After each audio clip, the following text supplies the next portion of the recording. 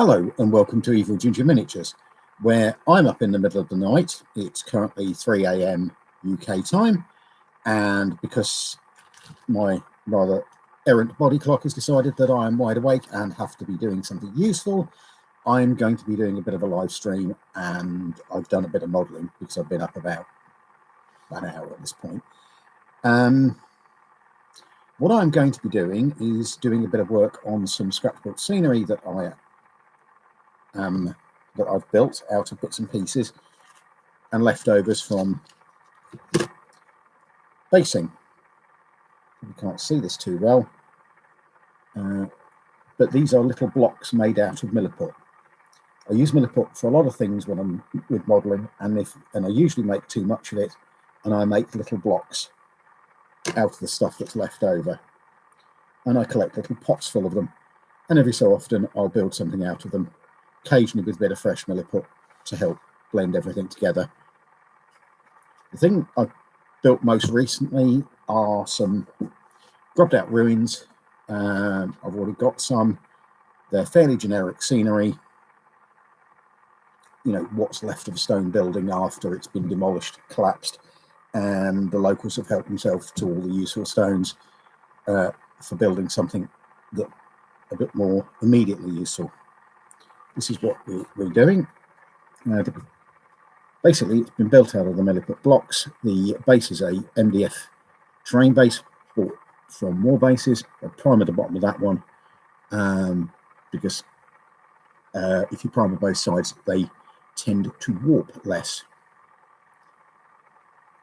Top is covered with sharp sand, which is a British standard sharp sand, and that contains big bits of grit in it. Sort of 5 mil in one dimension, I believe, is the top size limit. And some of those bits of grit, as you might see, have been picked out to look like smashed up bits of rock from the building. And I've got 3 of these of various sizes and designs. That's 2 rooms, 2 separate buildings. That's a 2-room structure, done the same way. The ground is MP earth, flat earth, and the stones started off as Army Painter Fanatic grey brush on primer, but they've had a wash of Army Painter black, Army Painter dark tone, a bit of re-highlighting, and another wash of Army Painter soft tone to give them that sort of brownish look. And they've been highlighted with a mixture of Reaper white and with various other greys from the Reaper range, and the top highlight, I believe, is mixed up Reaper primer with MP grey paint, which is this one. This is about the same colour as the primer, because I tend to have lots of the same colour from different people. Basically, this is where we are at the start. It's bits in the thumbnail are conch foliage, medium green, which I'm going to use for bushes, which I'm going to put on first,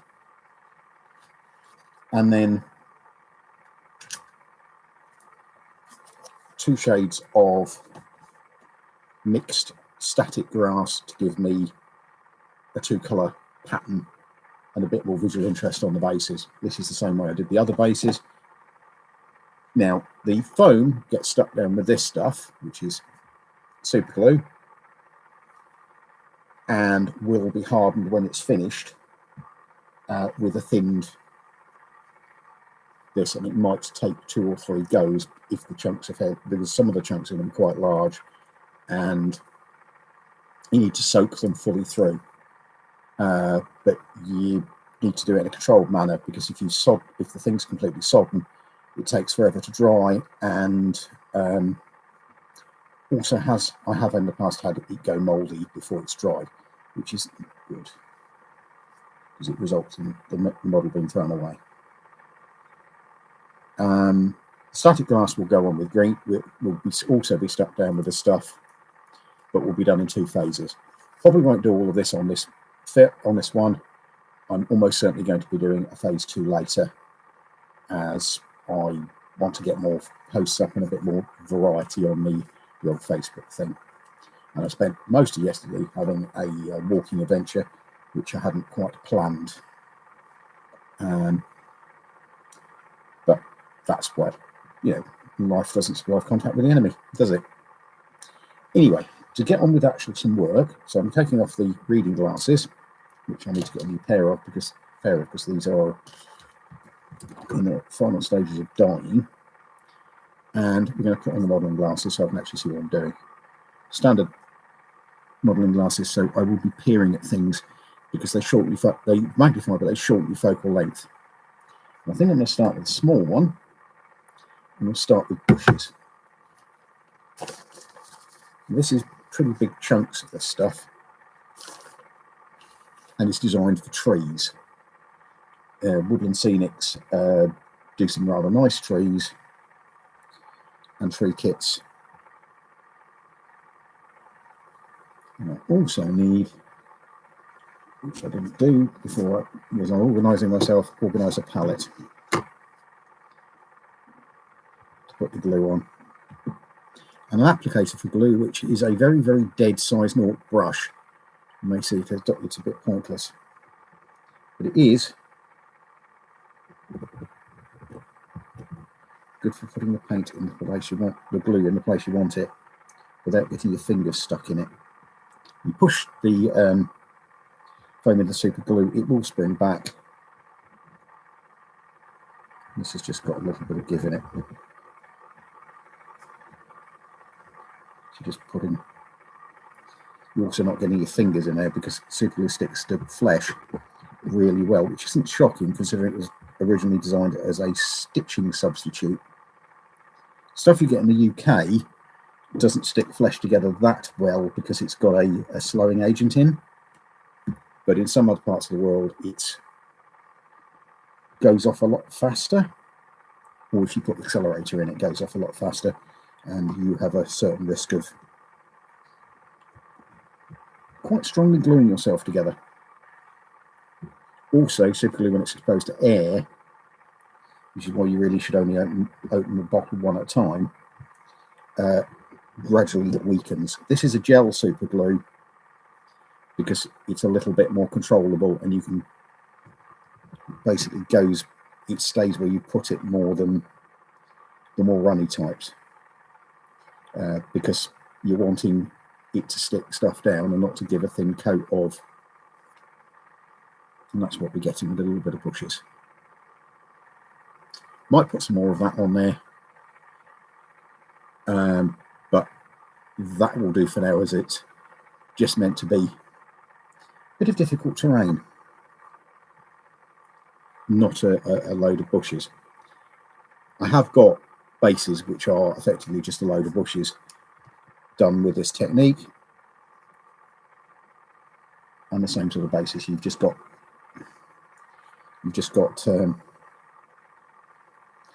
I'm sure with the super glue is that the brush quite naturally goes rock hard very quickly,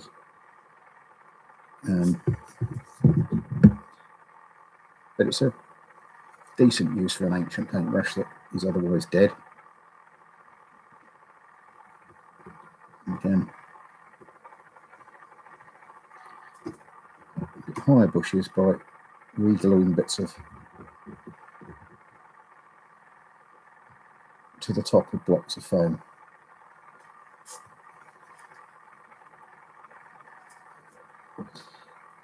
You put the foliage where you tend to get it in broken down buildings, which is it tends to cluster in by the walls and possibly overgrow the walls. Again, this is very stylized, but it's war-getting scenery rather than sort of model railway scenery. So you're getting something that that's a playable piece rather than, so you can also dip the stuff in it to get a thin coat on the bottom and just push it into place. The subsequent white glue that you put in this also helps to stick it down quite a lot. Just applying it so it sticks in a and looks plausible. Again, you're not after absolute realism because it's a piece of terrain for gaming on, so you don't necessarily want everywhere inaccessible. It's like trench systems being wide enough to fit a basin and stuff like that. Now, a bit more on that. Again, I'll probably put a lot more on this one because again, it's a bigger base, but I want to give an impression. I'll be using these for demo games of D&D where I will be doing sort of surface encounters and that sort of thing. Probably need a little bit more stuff, so more glue. Just build up the detail. You can always add more, and you just look at it as you're doing it and decide. You know, it's all an art rather than a science.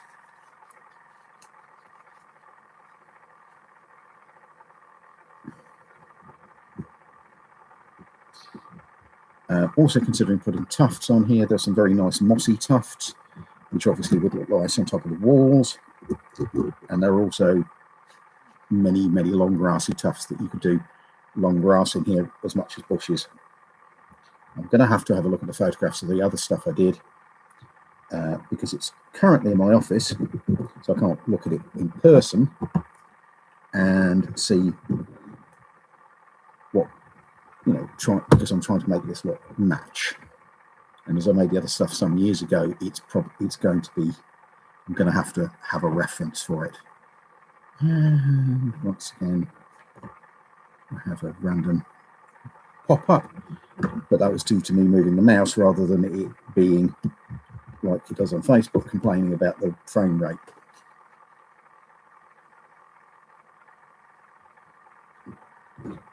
Which is extraordinarily annoying when you're trying to do something else.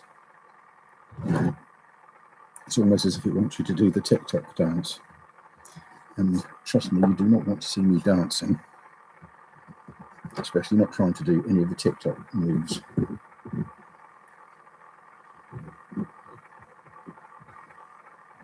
So that I'm leaving for that at the moment. Again, I may add more as inspiration takes me. But I don't want to add, I'd rather add too little and add a bit more than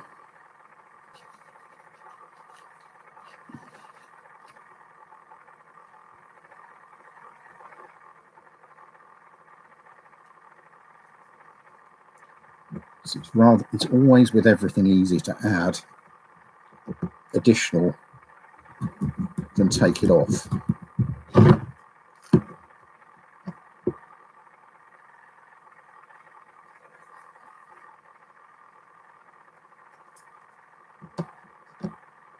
So do a bit, see if you like it, do a bit more if you think it needs it.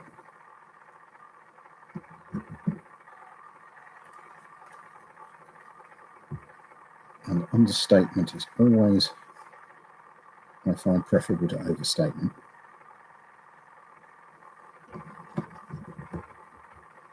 I also like generic scenery, so you can use it for all sorts of things. This could be used in sharp practice, it could be used in Rangers of Shadow Deep, it could be used in Bunnies and Burrows, it could be I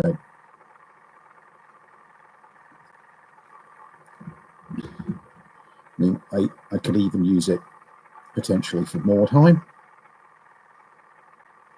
where it could be burnt out and particularly ruined, or you could be demodeling Mordheim sort of some years after the event when stuff has started growing through. Or this could just be an old ruin on the outskirts or in the lands around. Because there's nothing to say that entirely all your Mordheim encounters need to be in the ruined city itself. They could be in the surrounding areas. Quite happily, you could create a story where there were reports of a fragment of something breaking off the meteor, so your So people are trying to get an area where there haven't been lots of looters, where maybe a small piece of that warp zone has fallen, rather than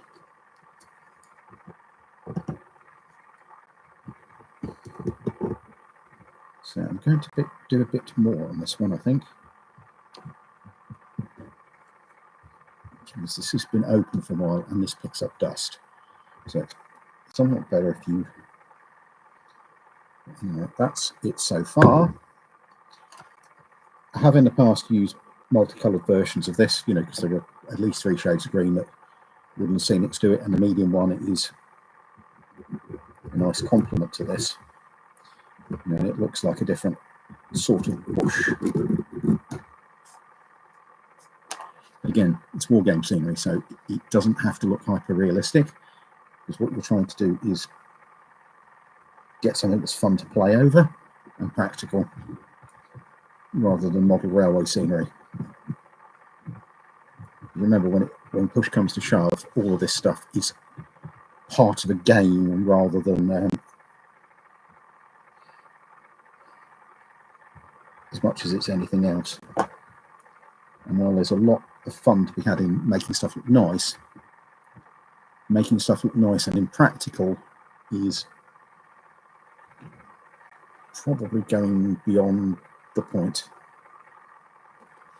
As I say, I'm going to put some along there, and I'm probably going to leave it after that, because it really needs some time to go off. I know it's super glue, and I know it'll go quite quickly, but this is, as I say, relatively old super glue. It's been open a while, so it's quite possible that it will take longer to go off than you would expect. And as I say, the stuff you get in the UK, which is where I am, doesn't set instantly unless you put an accelerator in it. I don't want it to set instantly, because again, it reduces your working time. It's like paint going off really, really, really quickly. You can't work it.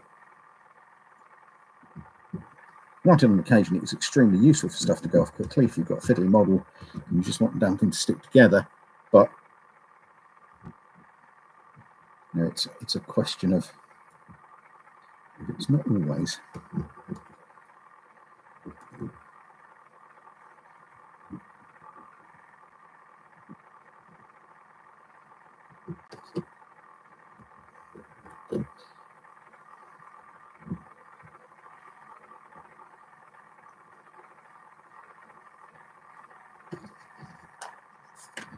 And there we are, the last bit of that stage done. So I'm going to put that to one side and probably try and actually get some sleep tonight and call the stream there. But thank you very much for watching, and there will be more of this in my little happenstance playlist, and you'll most certainly see it played with when I get to the point where I can actually film games in progress. Right, take care everybody, and goodbye for now.